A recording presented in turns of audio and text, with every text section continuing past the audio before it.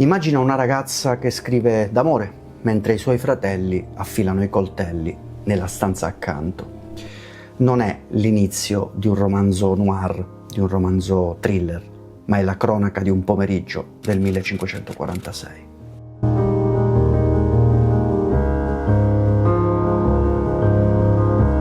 Nel 1546, in un castello sperduto della Basilicata, una ragazza poco più che ventenne viene uccisa a coltellate dai propri fratelli.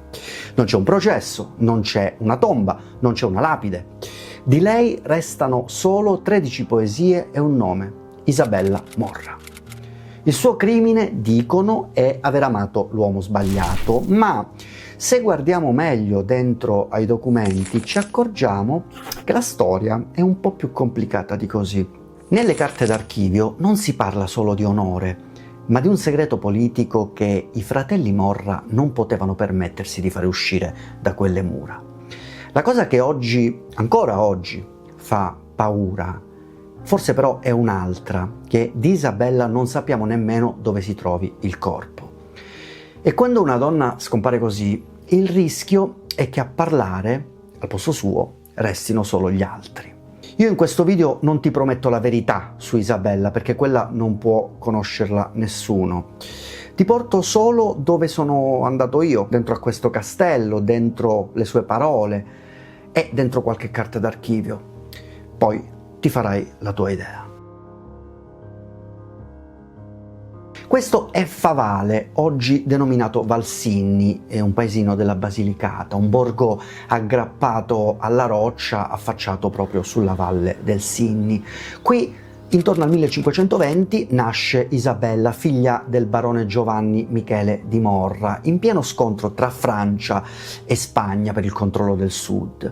Il padre si schiera con i francesi, a un certo punto è costretto però a fuggire in esilio. Nel castello restano la moglie e i figli, che sono soprattutto maschi, ovvero Decio, Cesare e Fabio. Isabella cresce chiusa qui dentro, lontana dalle corti, lontana dalle città, lontana da tutto. Ora, quando ci sono stato la prima volta, anni fa, non ho avuto la sensazione del castello romantico.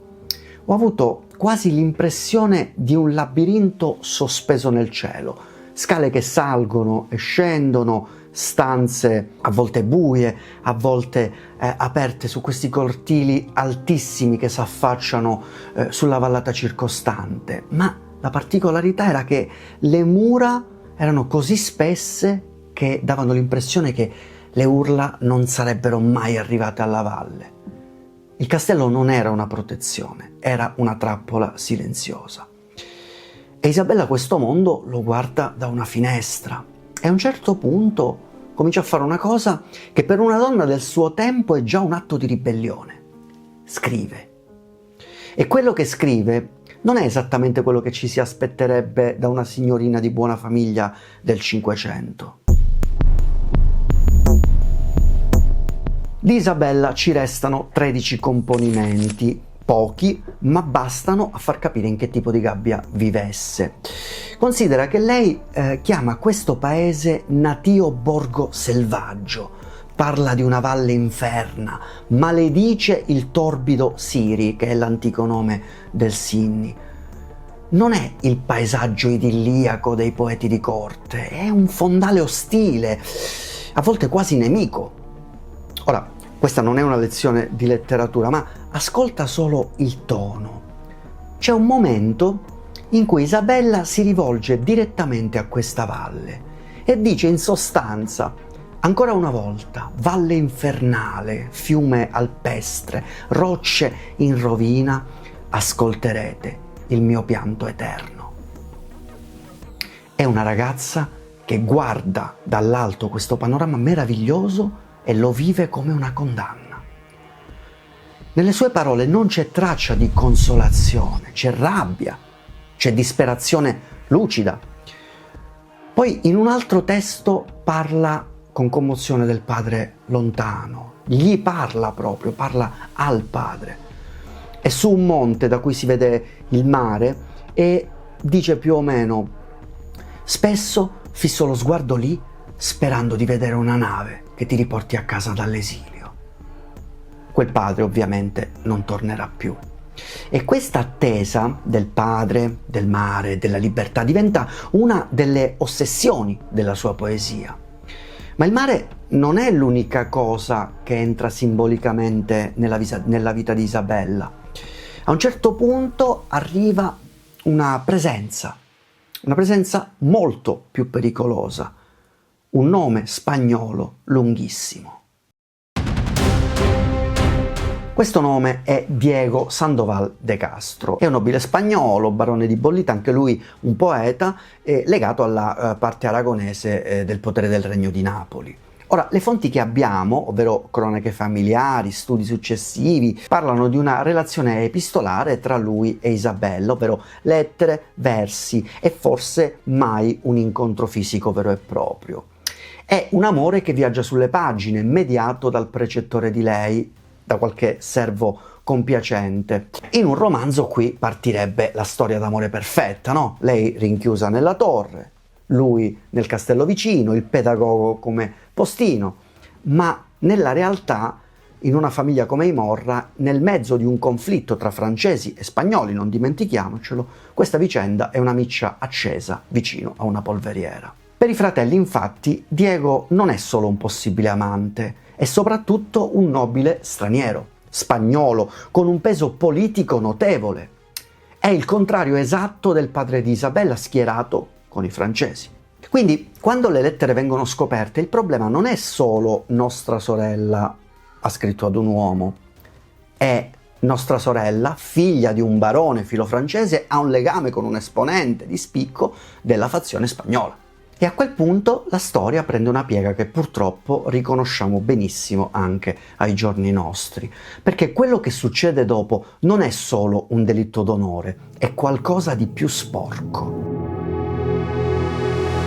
Ora, considera che le informazioni su come vanno le cose esattamente non le abbiamo in forma di verbale stenografico, le possiamo ricostruire incrociando la testimonianza del nipote Marcantonio Morra con il lavoro di studiosi moderni.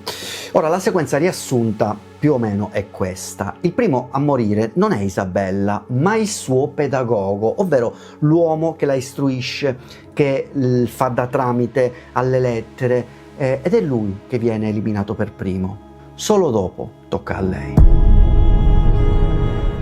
Le cronache raccontano che i fratelli la sorprendono con il carteggio ancora in mano. Lei tenta un'ultima difesa disperata. Dice che quelle lettere non sono sue, ma della baronessa Caracciolo, che è la moglie di Diego, e che lei è solo un tramite. È una specie di tentativo estremo di salvarsi giocando su un dettaglio formale, ma la decisione a quel punto è stata già presa.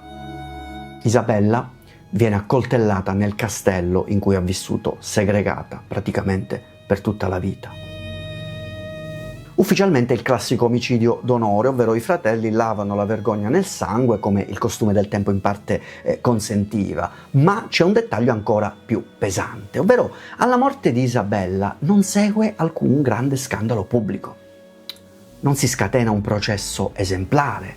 La macchina della giustizia, quella vera, si metterà in moto solo più tardi, ma non per lei. Per capire perché dobbiamo seguire quello che accade all'uomo dall'altra parte delle lettere. Un anno dopo l'omicidio di Isabella, rimasto nel silenzio, la storia torna a farsi sentire, ma non nel castello, in un bosco, nei pressi di Noia. Un documento conservato oggi nell'Archivio Generale di Simancas, in Spagna, racconta che Diego Sandoval de Castro viene attirato lì con un pretesto e che i fratelli di Isabella lo aspettano armati. Quando lui arriva lo colpiscono con 3 colpi di archibugio e insieme a lui muoiono anche 2 uomini del suo seguito. In quel rapporto, che poi Benedetto Croce successivamente userà per ricostruire la vicenda, c'è scritta anche la motivazione ufficiale, ovvero Diego avrebbe festeggiato una sorella del detto barone. Festeggiato è, come puoi immaginare, un eufemismo che lascia intendere un'offesa gravissima all'onore della famiglia, forse un alludere alla relazione a un oltraggio. E qui succede qualcosa di interessante, quasi di rivelatore. Per l'omicidio di Isabella la giustizia è tiepida. Per l'omicidio di un barone spagnolo, funzionario del re, invece le conseguenze arrivano. I fratelli vengono dichiarati banditi, costretti addirittura alla fuga. È quasi come se in maniera silenziosa il sistema del tempo dicesse, senza scriverlo da nessuna parte, una donna si può sacrificare in nome dell'onore, un uomo di rango no. E a questo punto ti potresti chiedere, ma allora com'è che oggi, quando parliamo di questa vicenda, non diciamo il caso Sandoval de Castro? Perché ricordiamo lei e non lui? Per secoli, infatti, la storia di Isabella rimane chiusa qui, nel castello, nelle memorie locali, in qualche traccia sparsa qua e là. Niente grandi biografie, nessun ritratto sicuro, pochissimi testi. Bisognerà aspettare il Novecento e l'incontro tra un nipote e un grande critico. Marcantonio Morra, discendente della famiglia, pubblica un volume in cui racconta la tragedia avvenuta nel castello di Favale. Benedetto Croce legge quel libro, incrocia quei ricordi con i documenti sul processo a Diego, va a Valsinni, cammina dove probabilmente ha camminato anche Isabella e capisce che quei 13 testi non sono una curiosità locale, ma la voce di una grande poetessa. Da lì lentamente Isabella entra nel canone, si comincia a studiarla nelle università, a ristamparla, a leggerla come una delle prime voci femminili italiane ad aver raccontato in versi la prigionia domestica, l'amore, il dolore.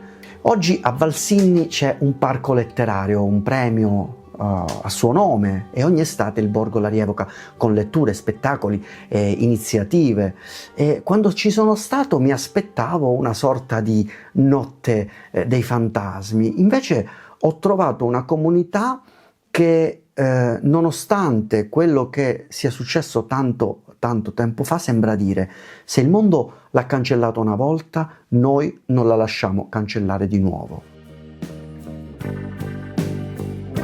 Ora potremmo fermarci qui, chiudere il libro e dirci che questa è una grande storia del Cinquecento, ma sarebbe comodo e forse anche ingiusto, perché, tolte le parole antiche, quella di Isabella è la storia di una donna uccisa in casa sua da chi avrebbe dovuto proteggerla, in nome di un'idea distorta di onore e di potere. Si potrebbe dire che è un femminicidio ante litteram in un paese che oggi questa parola drammaticamente la pronuncia spesso, ma fa fatica ancora a guardarla in faccia.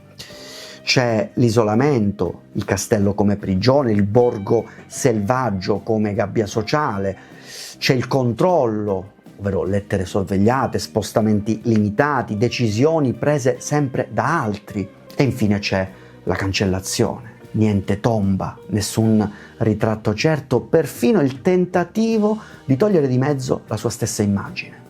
Se oggi possiamo ancora sentire la sua voce è solo grazie a poche pagine di versi e a qualche carta d'archivio, scovata poi a fatica a distanza di secoli.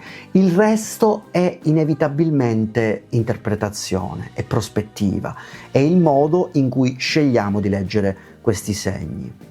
A me piacerebbe poter avere una verità da rivelare su Isabella Morra, ma ho solo questo: un castello visitato, dei testi letti e riletti, dei documenti consultati e la sensazione che questa storia assomigli fin troppo a cose che 500 anni dopo continuano a succedere. Secondo me la domanda è: quante Isabella Morra stiamo lasciando ancora oggi da sole, chiuse in case che sembrano castelli, senza che la loro voce possa arrivare al di fuori?